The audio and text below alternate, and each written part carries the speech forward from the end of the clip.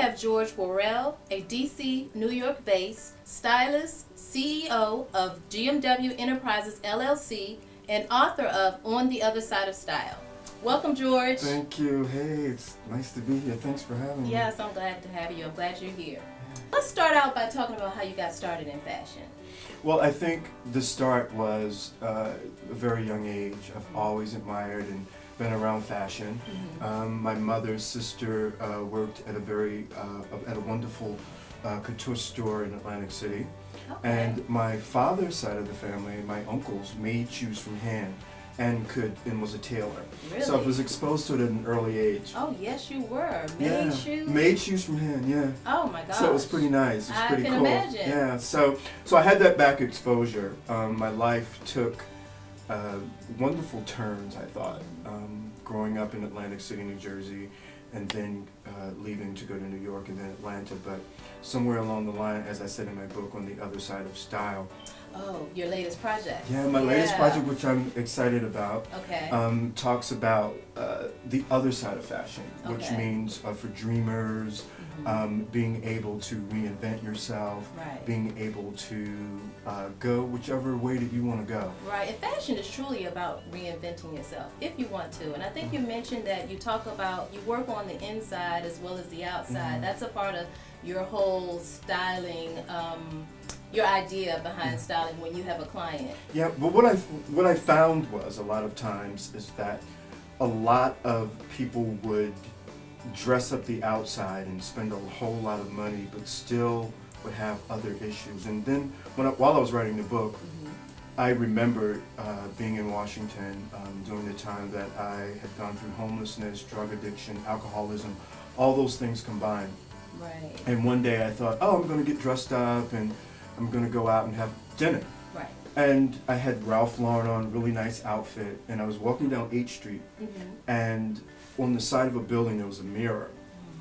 And I looked at myself for the first time and really saw myself dressed up on the outside and felt so bad on the inside. Right. My skin, my hair, Right. all of those things, and ended Right. up going back home. So when I started writing the book, those are the things that resonated with me, that you really must address the inside issues. And That's they so may important. be large, small, or whatever. It's very key. And then when I grew up, my parents didn't know anything about couture. They knew about wonderful clothing, Right.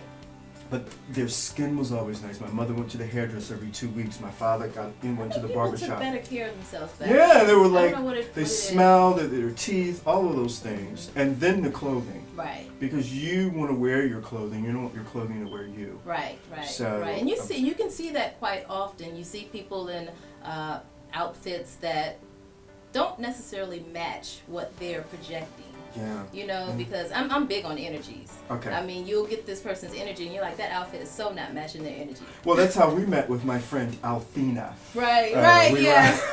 We were at an event at the Mayflower, and your energy when we met was just fantastic, and we were able to connect that way. Yes. And be here at this wonderful show.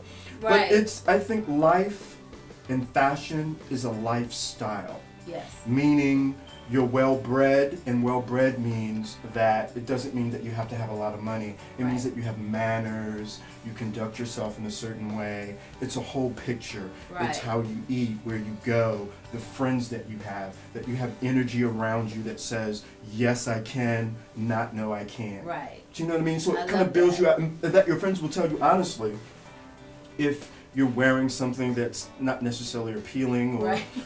All of those Yeah. things, instead of that's just not quite you. telling somebody else instead of telling you. So let me ask you this. So when you sign on a new client, is there like a questionnaire or a survey? How do you decide? Because sometimes people don't know what their own personal style is. How do you help them to, find that personal style that's within? I've always said that I never want to remake someone. Right. That I want to make them comfortable and maybe add some accents to what they do, because there is a style there. It's just probably updating it. Right. And that we can mesh because it's a close relationship. Right. And that you are open to suggestion. Right. You have to be. So it could be something subtle. Like I have women who say that, oh, I want a whole new style, and we'll get them an outfit, and then we'll put them in heels, Right. and they're not really comfortable in Right, heels. right. So then we'll break that down, Mhm. and then find something still fashionable, still tasteful, but they're still comfortable in a lower heel. Okay. Or it could be something as subtle as eyelashes or a new Right. haircut. It doesn't mean a whole makeover. Oh yeah. But it's whatever you're comfortable. We only take you as far as you're comfortable. Right, and that is so very key, to make sure that when you're working with the client, that you're not making them into this other person, and they have to go out in the world and try to keep up with these clothes. And you see it. I mean, Yeah, it shows they don't it. look comfortable. You're not comfortable. Right. And so the person that's looking at you is noticing that you're not comfortable, as Right. opposed to your fabulous new outfit Right. or hairstyle. And you can't feel confident, and you're projecting that. Yeah. You're projecting that nervousness. So let me ask you this: Mhm. what is something people would be surprised to know about you? I do know that it was a great surprise when I wrote the book Mm-hmm. that to my clients that I had been homeless and I on thought I drugs saw that, and alcohol addicted. That was a And big I- surprise to me. Yeah, and I thought that Because you always seem so well put together, and you just don't imagine that.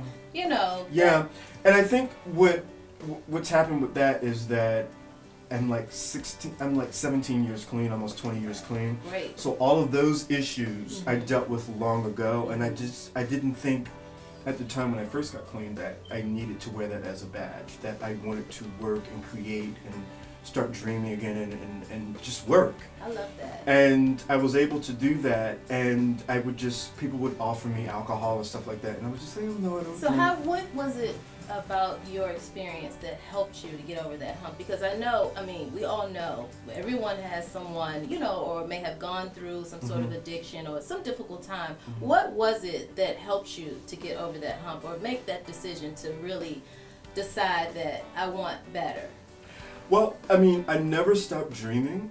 Right, okay. And I remember walking up Broad Street in Philadelphia on a Sunday, which I thought was just probably the most loneliest time ever in my life, and no place to go. The party was over. Right. You're hungry. You're walking by. You can anybody who knows me knows that I love chicken, so of course I'm smelling chicken and walking up Broad Street.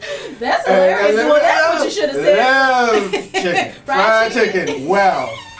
But a little potato salad, Because I some don't see you eating greens fried out, chicken at all. and can cook it. My grandmother's recipe. Okay. But all of that, and I just got tired of starting over, Right. and I didn't have the courage to die or commit suicide, and it was just so hard going on to live. Right. And I found a program, AA. And You I checked was yourself in? Yeah, I checked myself. I went to a couple of rehabs. It didn't take automatically. Okay. And just slowly, that's why I know about the changing of friends, changing your surroundings and the people and all those types of So things. important. Slowly, and I remember coming to Washington, and I got my first job at Legal Seafoods, and I had a choice of a host or either being a waiter, and I never liked uniforms, Right. so I took the host imagine. position. Mhm. And I was able to go to the shelter and get suits and all those types of things, and I slowly started building. But I was able to link with people who saw something in me that I didn't quite see in myself at the time. Right. And slowly, you just Build build that and back up. the dreams start again, never taking no for an answer, and there's some way that I can do this, and ended up starting my own business. And I don't think people realize how important it is to have people around you in your circle that are there to add to your life, not to subtract. And what you're saying, pretty much that's what helped you get over. Someone seeing something in you and helping you to remember yeah. that. Life wasn't so bad, and Right. to address the issues that started me drinking, because that's the one thing that I learned, was that the alcohol was not the issue, it was why I drank. And we talked about that in the book too, is that I didn't feel a part of, I felt that there was something different about me. But instead of embracing that uniqueness, I went the other way and felt that there was something different, there was something wrong, Right. where there should have been something unique. Right. And that's what I talk about with students today, is that don't waste 20 years, as I did, searching But it got to you, find it got something. you to Yeah. where you are now. Yeah, of course. You know, I guess wasting for them, but that was my journey. Right. And that's what we talk about too, is Right. that I started a nonprofit called Journey Inc. Oh, And I okay. go out and I speak to women, men, young adults who somewhere along the line they're trying to find it, or they're coming out of it, or they're entering into something, and just giving them my experience Right. that anything is possible and that your dreams become a reality. Tell us where we can get your book. Well, you can get it at Amazon.com. Just put in the name, my name, or the book's name on the other side of style. Okay. Or you can get it on my website, escapetostyle.com. Great, great. So it was so great having you here today, George. I Thank mean, you. hearing your story and the sincerity of your story and what you've gone through, and it actually gives people hope, someone that might be going through a difficult situation right now, and to be able to pick up that book and to help them to just give them that extra Yeah. strength that they Yeah. need to maybe move forward, knowing that, you know, this guy, he did it, he went through it, and he's okay. So I appreciate you sharing that Thank you story so with us. much. Thank you Yes. so much. And tell your listeners now, they can't smell it, but the chicken's done now, so we're about to go. Uh-oh, yeah.